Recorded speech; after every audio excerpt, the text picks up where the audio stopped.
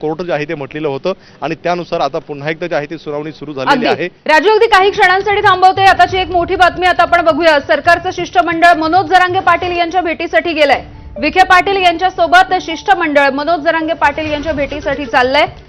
मराठा आरक्षणाचा अंतिम मसुदा या उपसमितीने तयार केलेला होता आणि आता सरकारचं हे शिष्टमंडळ आजच्या उपोषणाच्या 5व्या दिवशी मनोज जरांगे पाटील यांच्या भेटीसाठी पोहोचतंय। पुन्हा एकदा जाऊया, राजू सोनवणे आमचे प्रतिनिधी माहिती देतात। राजू,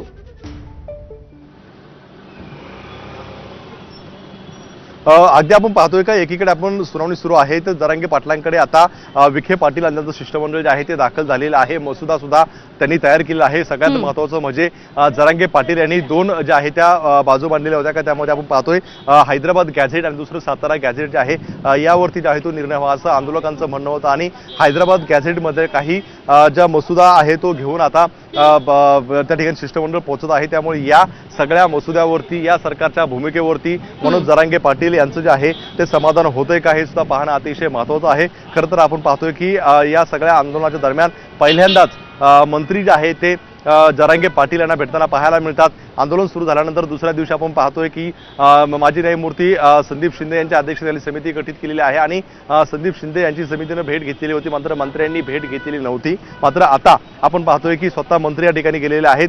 इकडे कोर्टामध्ये सुद्धा सुनावणी सुरू आहे। पुन्हा एकदा आपण पाहतोय की अनेक आंदोलनकर्ते जे आहेत ते पहिल्यांदा मुंबईत आले आहेत। सतीश माने शिंदे जे यांचे वकील आहेत जरांगे पाटील त्यांनी अशी भूमिका मांडलेली आहे। मनोज जरांगे यांच्या आव्हानानंतर गाड्या हटवण्यात आलेल्या आहेत असं सुद्धा आंदोलनकर्त्यांच्या वकिलांनी कोर्टामध्ये माहिती दिलेली आहे। खरं तर गाड्या हटवावा, तिथली गर्दी जी आहे ती हटवण्यात यावा अशा प्रकारचे आदेश जे आहेत ते कोर्टाने दिलेले होते आणि त्यानुसार जे आहे ते आपण पाहतोय की आंदोलनकर्त्यांच्या वकिलांनी ही माहिती दिलेली आहे की मनोज जरांगे पाटील यांनी सगळ्या गाड्या हटवण्याचे आदेश दिलेले आहे आणि त्यानुसार गाड्या सुद्धा बाहेर पडताना पाहायला मिळतात। आता याच्यावरती नेमकं राज्य सरकारची काय भूमिका आहे, कारण सुरुवातीला राज्य सरकारने म्हटलं होतं का गाड्या पूर्णपणे हटवलेल्या नाही आहेत। त्यामुळे आता पुन्हा एकदा महाधिवक्ता असतील किंवा राज्य सरकारचे वकील जे आहेत त्यांच्याकडून नेमकं काय बोललं आहे हे सुद्धा पाहणं अतिशय महत्त्वाचं असणार आहे। मात्र या सगळ्या याच्यात आपण पाहतोय की जे महाधिवक्ता सराफ आहे यांनी सुद्धा म्हटलं आहे की राज्य सरकारकडून घेण्यात आलेले प्रतिज्ञापत्र जे आहे त्यांनी सादर केलेलं आहे कोर्टामध्ये। त्यामुळे आता या प्रतिज्ञापत्रामध्ये नेमकं काय काय मुद्दे आहेत हे सुद्धा अतिशय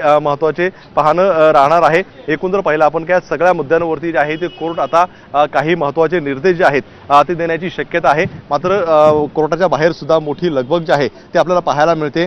ज्यावेळी 1 वाजता सुनावणी सुरू झालेली होती त्यावेळी मोठ्या प्रमाणावरती मराठा आंदोलक जे आहेत याच कोर्ट परिसरामध्ये आपल्याला पाहायला मिळत होते। मात्र आता ती गर्दी जी आहे ती कमी झालेली आहे। मराठा आंदोलक या ठिकाणी जे आहे ते आपल्याला पाहायला मिळत नाहीये। त्यामुळे कुठेतरी कोर्टाने कडक भूमिका घेतल्यानंतर आंदोलकांनी सुद्धा या ठिकाणी जाण्यासाठी जी आहे ती सुरुवात केलेली आहे। खरं तर आपण पाहतोय की आंदोलक असतील यांच्या बाजूने सुद्धा मोठ्या प्रमाणावरती बाजू मांडली जाते।